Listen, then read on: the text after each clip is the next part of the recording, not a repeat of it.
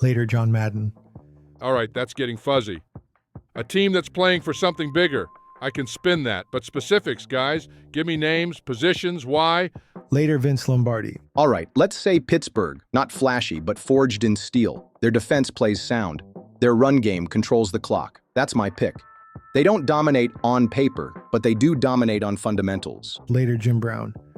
And I'll go with Kansas City, not for the flash, but because their quarterback takes the team into the community every offseason, leads education funds, stands with families, builds futures. In my playbook, leadership off the field predicts leadership on it. Give me the team that moves its city forward. Welcome to the Late Dialogues, an exercise in generative fiction, a space where voices from the past return to reflect on the urgencies of the present. Through the ether of thought, and with respectful assistance from AI, we've rekindled the spirits of three historical minds, not as they once were, but as they might now be, shaped by all that has unfolded since their time on Earth. These are not the original speakers. They are later characters, speculative continuations of thinkers who left behind questions still unresolved. They have read what came after. They have changed. They carry new ideas, new wounds, new doubts. They are not the persons they once were or the towering figures they have since become. They are less and more than that. But tonight, they speak. And tonight, as a new NFL season dawns, we turn our attention to the game of football, a sport that has become a republic of helmets and hope, a marketplace and a sanctuary, a spectacle and a wound. What does this game mean to us now, and what should it mean? I am joined by three voices who shaped the game in their time, and who, in this imagined afterlife of thought, continue to wrestle with what it has become. Vince Lombardi enters first, crisp in his presence, standards held at attention. He was once the coach who made practice feel like prayer, who believed that winning was not just a result, but a moral duty. Yet listen now. The hard edge is tempered by a soft heart. He argues that excellence without dignity is counterfeit, that analytics may guide but never replace conscience, that belonging is not charity, but the true engine of cohesion. He has written in this afterlife of winning with dignity in the huddle, belonging as strategy. Expect him tonight to defend player safety, to push back against humiliation as a teaching tool, and to insist, bluntly, bravely, that how you win matters more than the win itself. John Madden arrives with laughter that still warms the room. The patron saint of the telestrator has not lost his joy, nor his gift for teaching. He believes the game belongs to everyone if you explain it right. From chalk to pixels, he has turned the video game into a classroom, the broadcast booth into a commons. He has written chalk, pixels, and people, and the classroom in the booth, blueprints for clarity and delight. But he is also wary of the casino creeping into the feed, of spectacle becoming predation. His creed is simple. If it isn't fun, you're teaching it wrong. He is here tonight to protect the joy while deepening the understanding. And then Jim Brown. His power is quieter now, but deeper, a drumbeat of responsibility. He returns not only as athlete, but as citizen, strategist, and elder. His presence carries the ethic that visibility demands responsibility, that contracts must honor dignity, that stadiums must serve the neighborhoods that fund them, that equity must be written into the very structure of the game. He has penned the third half in American 2.0, Guides for Strength as Service. Expect him to speak of labor solidarity, of lifetime health, of accountability as the highest form of strength. For him, greatness is not measured in yards, but in the names of kids who got jobs. Gentlemen, welcome. Glad to be here. Same, love the company. David, it sounds like you found a way to make the Hall of Fame speak. A rare feat.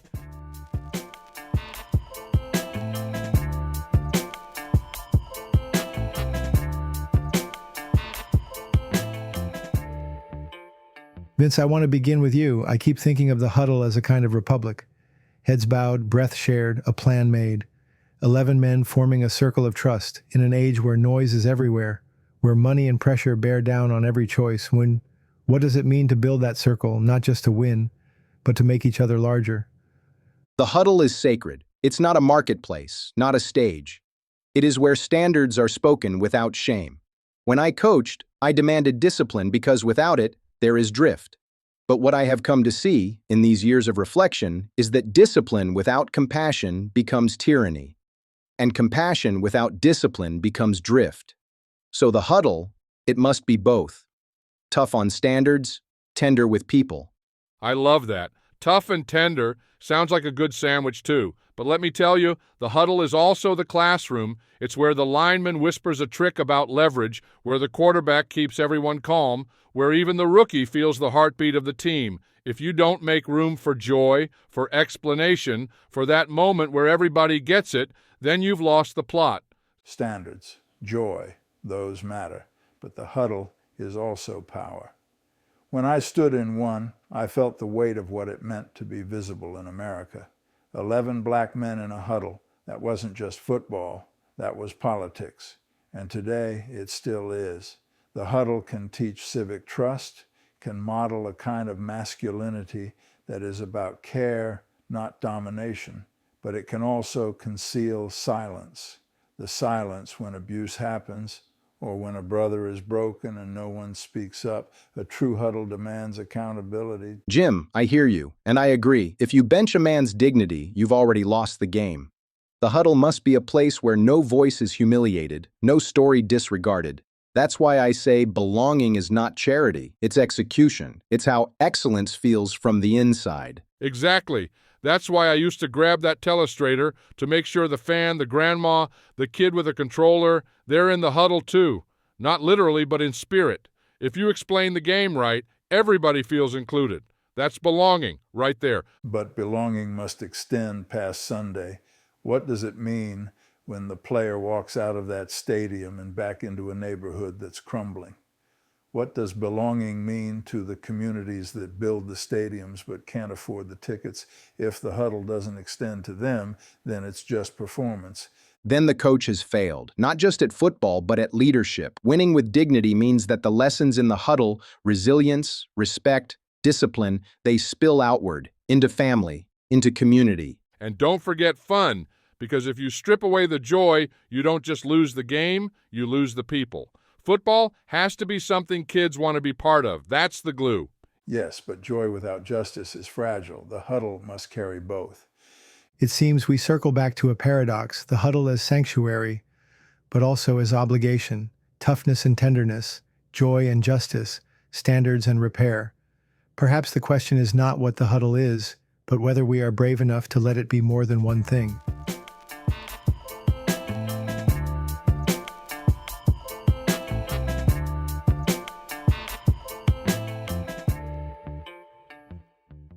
Beneath the roar of the crowd, there is breath, and sometimes breathlessness. I wonder, if the body is the first playbook, what does a humane season ask of us? How do we weigh glory against the cost that is written into flesh? Player health must be non-negotiable. In my time, we pushed through concussions, through injuries, through pain that would have broken most men. We glorified suffering. I can no longer defend that.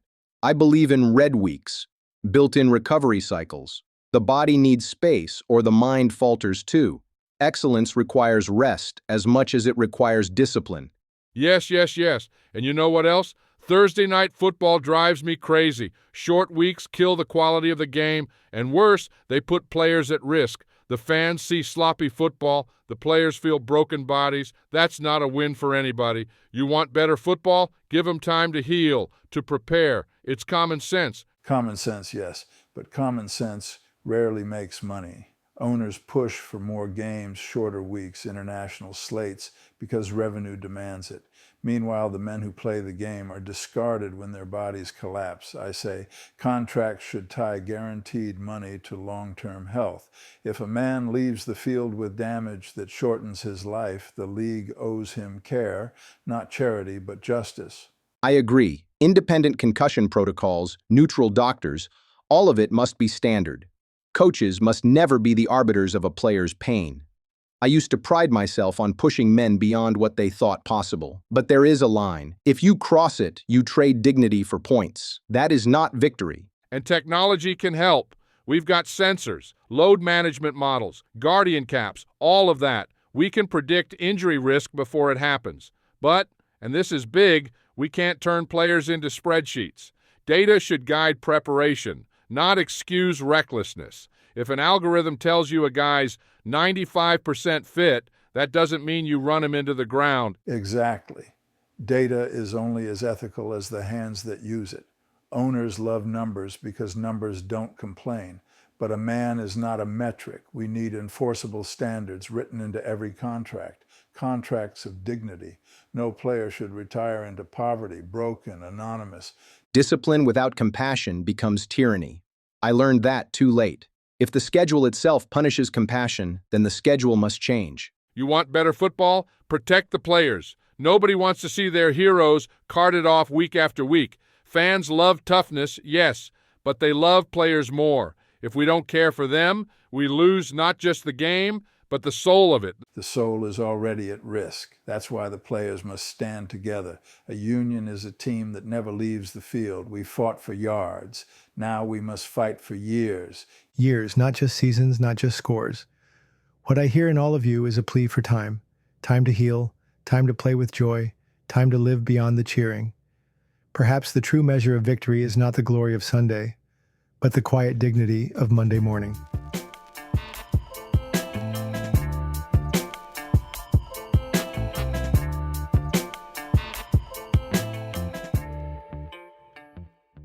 I love a clean diagram, the line that suddenly makes a puzzle visible. But I am uneasy when that diagram is wrapped in a betting prompt, when every moment of insight is followed by an invitation to gamble. If the broadcast is a classroom, then what lesson are we teaching? How do we hold the fans' attention without selling the distraction? John, may I call on the professor you've always shown to be? That's the heart of it, David. I always said the booth was a classroom, not a casino. I mean, come on. If I'm drawing a circle around a pulling guard, the point isn't to place a bet, it's to show why the play works.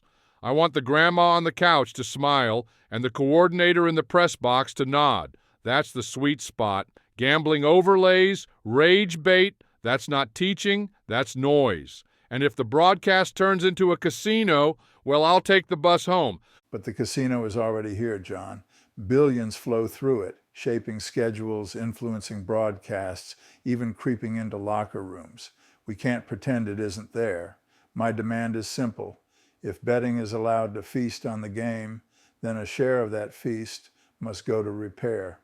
Youth education, violence interruption, re-entry jobs, programs that break cycles. Otherwise, the fan is being used and the player is being sold twice over. I worry too. Strategy is already content, and content has become currency.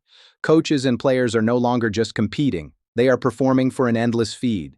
That changes decisions. It changes trust. Analytics belong in preparation, yes, but not in the conscience of game day choices. When the feed dictates the field, we've lost our compass.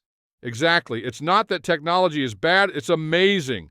You can pause, rewind, break down a blitz with the click of a button. That's beautiful. But, and it's a big but, if every diagram comes with a flashing, place your bet now, we're poisoning the well. We should have kid-safe feeds as the default. Let the kids learn the game without the racket. Kid-safe feeds, yes. But safety cannot stop at the surface. It's not just about what they see, it's about what the money does. When billions are wagered on the bodies of players, the least the league can do is guarantee those bodies are cared for long after the final whistle. Otherwise, the entire spectacle is exploitation with bright lights.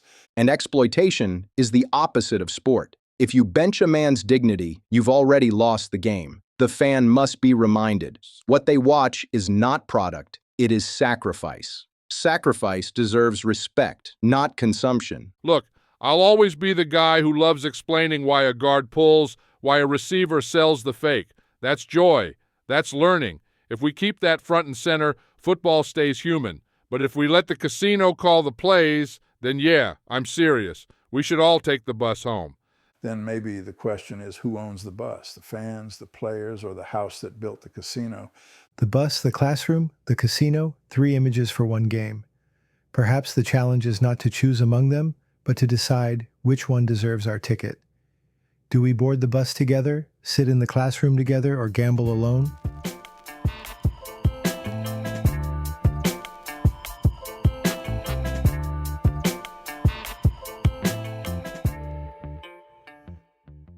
Gentlemen, I'm going to step back for just a moment. I suspect this next play is best called from the broadcast booth rather than the round table. John, would you mind? All right, I'm not just drawing plays today. I'm calling the season. I want your takes from the inside and the heart.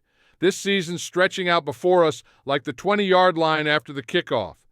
Tell me, which teams don't just have a shot? They are the story this year. Who's going to pop? Who's going to surprise? And here's the big question. Who's going to hoist the Lombardi Trophy at Super Bowl 60? Well, I'll start with the team that plays like a program, not a product. My money's on a franchise built on fundamentals, discipline, defense. Maybe a blue-collar team that doesn't flash but grinds.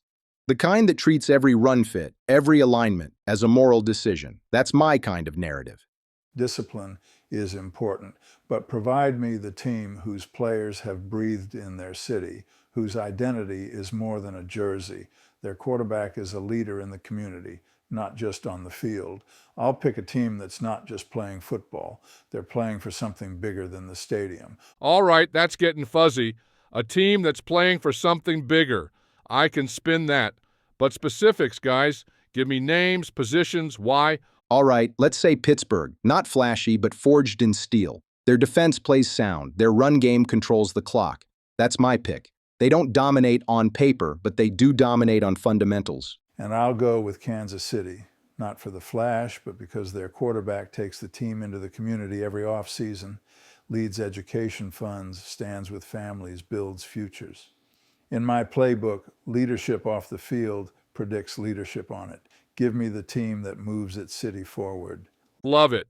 Okay, fundamentals versus community steel. Now, who's that rookie edge nobody's talking about yet, but who turns the league upside down? And who's the tight end sneaking into relevancy? I want names, not just feels. Surprise me. Let's start with that defensive spark. How about Elijah Ponder in New England? An undrafted pass rusher with veteran-like instincts and technique, no wasted motion. If that coach got goosebumps, you bet he's going to make teams respect his presence. I like that. And as for tight end, I'm watching Theo Johnson in New York, quietly turning heads in preseason, powerful yet agile, ready to absorb big responsibility. That's more than potential. He's a possible game changer. Yes, an underdog edge rusher and a rookie tight end poised to deliver. I love it. Okay, Super Bowl 60 forecast, team names, and why. Pittsburgh, because discipline wins championships, against Green Bay. Green Bay, because their defense plays like heritage. 4 defensive linemen from the same state, same foster homes, same training rooms. That's a story. In the air, the cold and the thaw, both teams bring identity into the clash. I won't fight that pairing, but I see Kansas City pushing through and making it a story of legacy. The veteran quarterback reclaiming redemption, shoulder to shoulder with underprivileged kids cheering him on from the stands. I hope the Super Bowl is more than a game. I hope it's balm. I'll tell you what, I'm taking your two narratives, combining them. Super Bowl 60 is Pittsburgh versus Kansas City. Fundamental grit meeting civic heart. And just for me, I believe joy wins. So I'm saying Kansas City by a touchdown, because the game's not just about the yard markers, it's about the ones you lift while playing. Thank you, John. That was contagious energy. Gentlemen, Pittsburgh and Kansas City, fundamentals and heart, football and purpose. Perhaps the season will surprise us beyond even our boldest pronostics. Let's keep asking what the game might still become.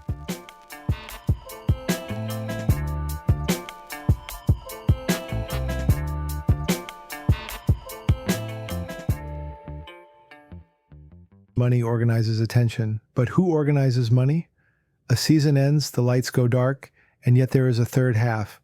Life after glory, long after the cheers fade. What structures must exist so that the worker's body and mind are honored beyond the scoreboard? This is where the real fight lives. I've said it before. They paid me for yards, but I measure myself in names. Kids who got jobs. That's what greatness should mean. In 2025, I push for player equity pools, where athletes own stakes in the league's wealth. And if a city pays for a stadium, the community must co-own it. Not charity, equity, belonging written into the ledger. Equity is necessary, yes, but it begins with education. A young man handed $1 million contract without guidance is being set up to fail. Name, image, likeness, fine. But I would mandate financial literacy, civic ethics, mentorship. Winning with dignity extends off the field. How you spend, how you invest, how you lead when the lights go out. I like that, Vince. And here's where tech can help. VR clinics, all 22 film for everybody. Open the playbook so kids from under-resourced schools can learn the game like a pro. Why should only the big programs get access to knowledge? Knowledge should be democratized. You don't just raise players that way. You raise coaches, communities, futures.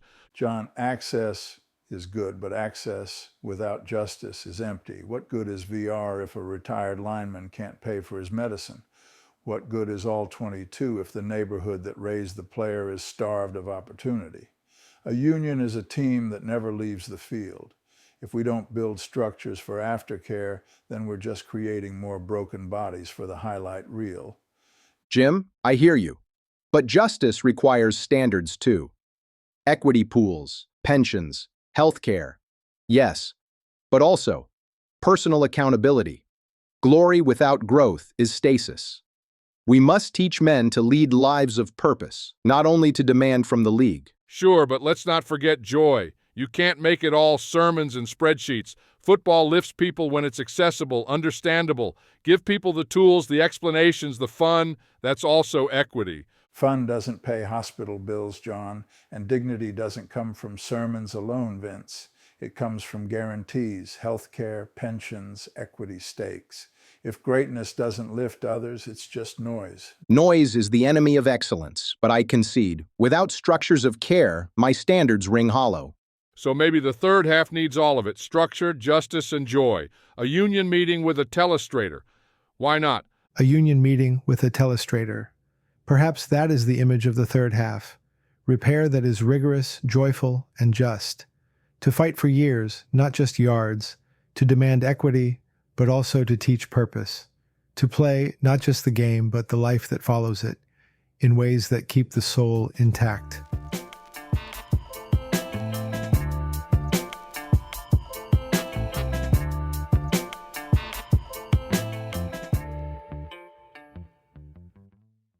I want to end where the scoreboard cannot go. Victory, as we usually count it, is fleeting.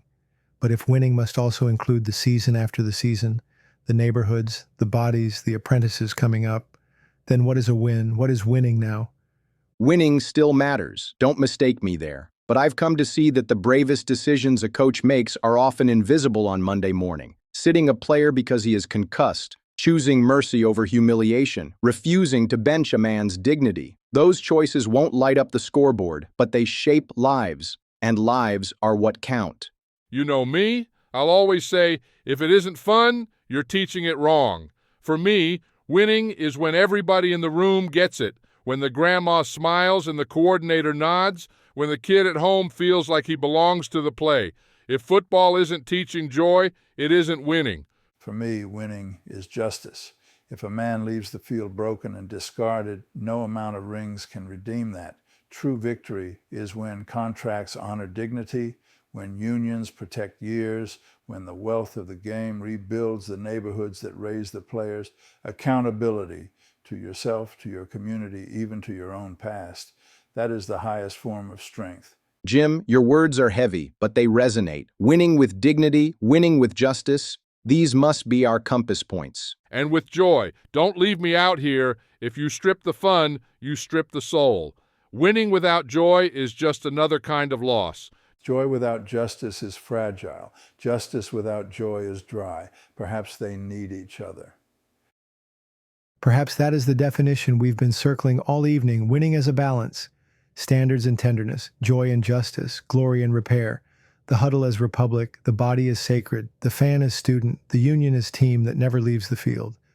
If each of you held the commissioner's power for just 1 week, what change would you make tomorrow? I would mandate red weeks, built-in cycles of recovery for every team. To win with dignity, you must first protect the body.